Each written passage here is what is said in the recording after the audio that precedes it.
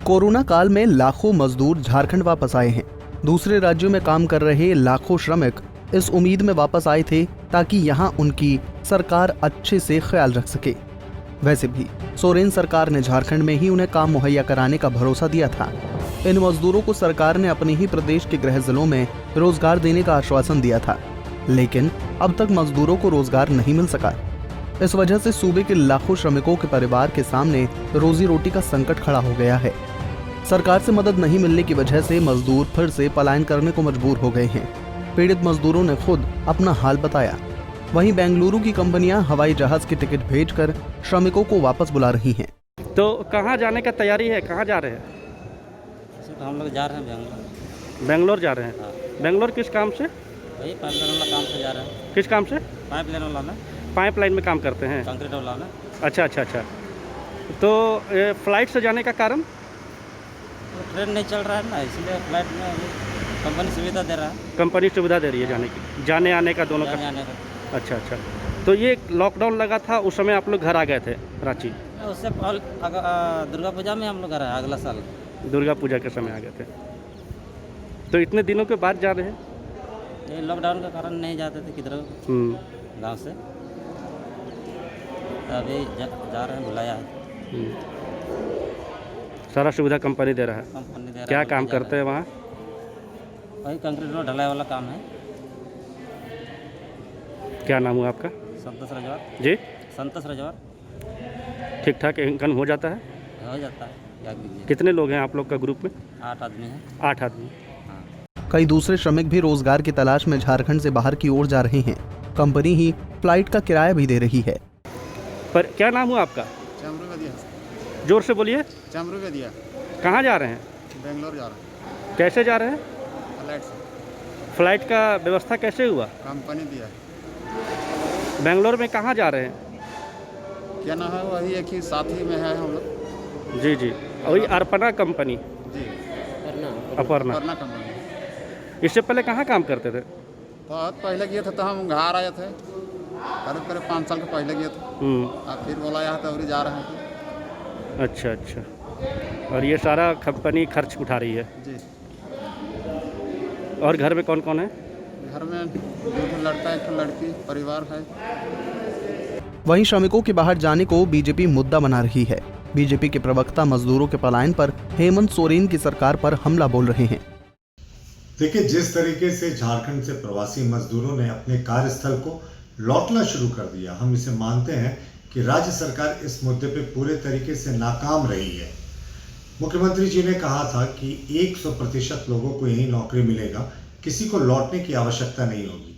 लेकिन जब प्रवासी मजदूर संक्रमण का खतरा उठाकर कार्यस्थल को लौट रहे हैं, तो ये समझना चाहिए कि झारखंड सरकार पूरे तरीके से इस मुद्दे पर फ्लॉप रही है। माननीय मुख्यमंत्री जी ने 4 मई को 3 बड़ी योजनाओं की शुरुआत की थी प्रवासी मजदूरों के लिए।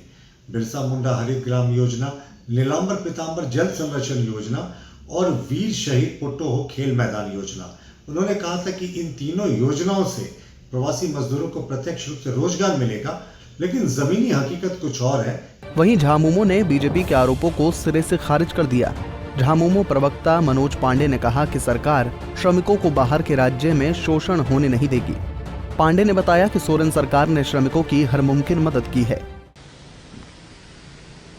देखिए, पहले तो जो आरोप लगा रहे हैं विपक्षी दल, प्रवासी मजदूरों को ससम्मान यहाँ लाना संकट की घड़ी में बहुत बड़ी बात थी, सराहना की गई राष्ट्रीय स्तर पर।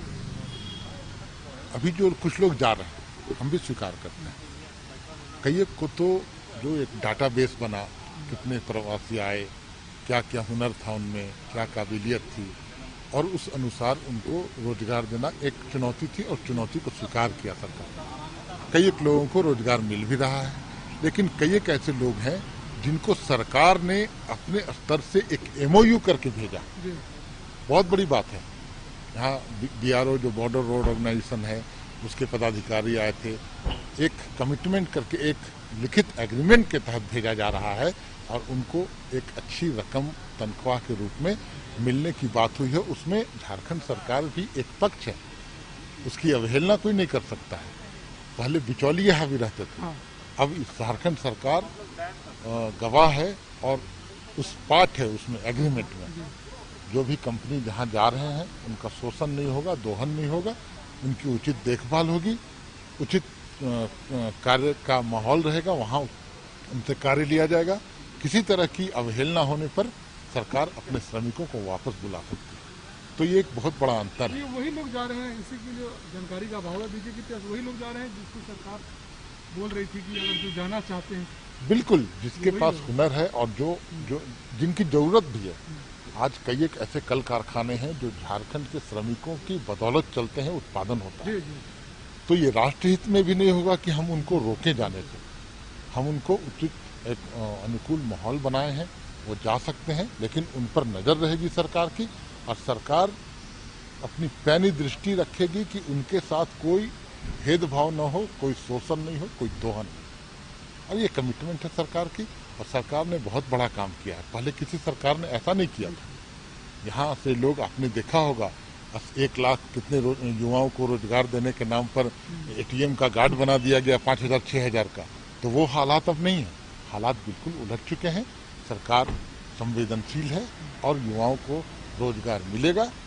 अगर राज्य से बाहर भी हो जाते हैं तो उनके साथ शोषण नहीं होगा, इसकी जिम्मेवारी राज्य सरकार उठाएगी। मजदूरों का पलायन केवल झारखंड की ही समस्या नहीं है, बीजेपी शासित बिहार में भी मजदूरों के पलायन की समस्या है।